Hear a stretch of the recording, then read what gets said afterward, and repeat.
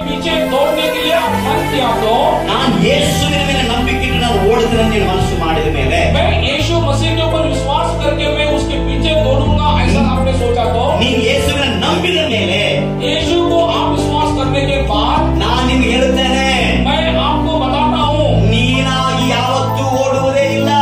आप अपने आप को कभी नहीं भागेंगे ಆತ ನಿನ್ನ ಕೈ ಹಿಡಿದುಕೊಂಡು ಓಡಿಕೊಂಡು ಬರುತ್ತಾನೆ परमेश्वर आपके हाथों को पकड़ के दौड़ाता है ಆತ ನಿನ್ನನ್ನು ಮಾತ್ರ ಅಲ್ಲ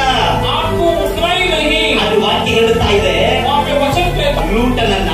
लूट को ಅವನ ಹೆಂಡತಿಯನ್ನ के पत्नी को ಮಕ್ಕಳನ್ನ के बच्चों को ಕೈ ಹಿಡಿದುಕೊಂಡು ಹೊರಗಡೆ ಕರ್ಕೊಂಡು ಬರುತ್ತಾ ಇದ್ದಾನೆ हाथ पकड़ के बाहर लेके आ रहा है ಎಷ್ಟು ಜನರು ನಂಬಲಿಕ್ಕೆ ಸಾಧ್ಯ ನನ್ನನ್ನ ನನ್ನ ಮಕ್ಕಳನ್ನ ನನ್ನ ಹೆಂಡತಿಯನ್ನ ಗಂಡನನ್ನ ಕೇವಲ ಹಿಡಿದುಕೊಂಡು ಬರುತ್ತಾರೆ कितने लोग विश्वास करते हैं मेरे पत्नी को मेरे बच्चों को मेरे पति को मेरे परिवार को हाथ पकड़ के यीशु मसीह लेके आएगा ಕೈ ಎತ್ತಿ ಹಲ್ಲೆಲೂಯಾ हालेलुया,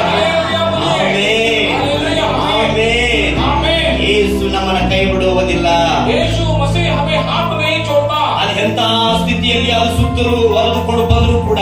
युद्ध आने के बाद भी ಆತ ನಿನ್ನ ಕೈ ಬಿಡುವುದಿಲ್ಲ ನೀನು ಕೂಡ आप भी